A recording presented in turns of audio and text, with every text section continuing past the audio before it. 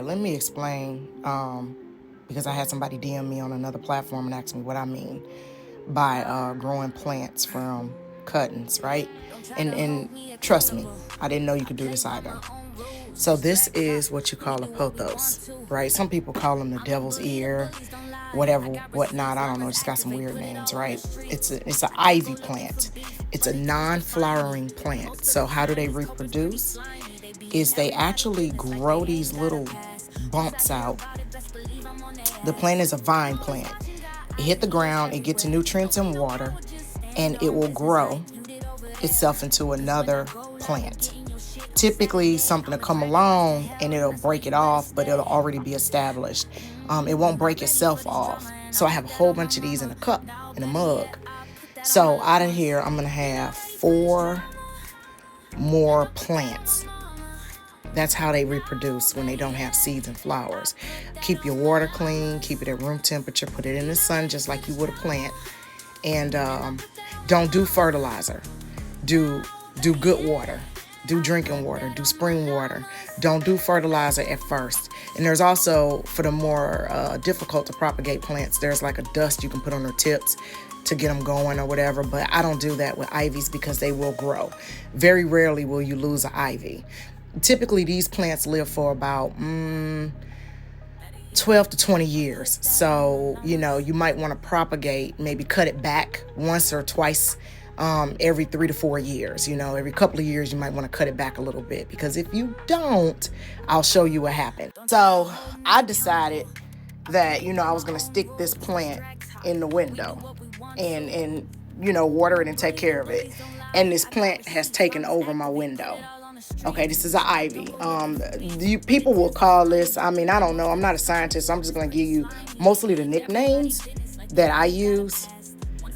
People will call this a broadleaf ivy because the leaves are so big, right? So I don't know what the actual scientific name for this thing is. I call it an ivy plant or a pothos. They have skinny leaf pothos. They have all kinds, all variations. But this thing has grown. I had to pull him. This is how strong this vine is. There's nothing holding this vine here. It's literally just growing up my windowsill. And I have them all over the house. My husband don't like them. He said they look like weeds because they so disorganized and confused. But I love them. And they make good indoor plants. They'll give you moisture in your air. They'll clean your air. But they are sneaky. And they will sneak into stuff and tear your stuff up because it's going to grow. So if you got pictures on the wall or anything like that, it'll knock that out the way. And you won't catch it until your picture falls. Because that's what it does. It needs to grow. It's going to reach for light, and it's going to grow down for water. Now this thing, I don't know what he is. My daughter brought him to me sickly, and he been sickly ever since. I've been patient. I've been putting cinnamon in him and just trying to figure out, but it's still growing. So eventually I'll probably just pull all of these old ones off carefully, snip them, and let the top continue to grow. And I'm going to repot it and give it some better soil. So it's not like a fungus or nothing. That's stuff that I done put baking soda and cinnamon to try to help bolster it. Now I have this guy, and he's in the window too. Now this guy's rude, right? So this dude, he shed these leaves, right? He's, this is a Transcadia, because it has a really rude name that you can't call it anymore. It's racist. So this guy here, I just kind of threw him over here. He grows and then his leaves die, but he keep on growing. So then he had the nerves, because anything that drop off of this plant will make another plant. Then he had the nerve to have a little plant in this little bitty pot. And I'm like, oh, bro, let's not. These plants all take mild light. Okay, these are mild light plants. They don't need direct sunlight. So if I do open the blinds, I only open them for a little bit when the sun is on that side of my house. But so far, this is the most successful plant that I've ever bought. So it's a pothos. You can find them on Amazon. And I'll probably start an Amazon store so y'all can see. Y'all don't got to buy from me, but y'all can see the plants I'm talking about. Okay, so in preparation for us to get started, if you're going to be gardening along with me, I want you guys to go and get 2 types of glove. I want you to go and find the waterproof gloves, and I want you to go find the full finger gardening gloves, okay, with the protection on it, because the waterproof is going to be for when we're dealing with things with fertilizer and stuff like that. I never let that stuff touch my skin. Your skin is a big old organ, and it absorbs all of those chemicals into it.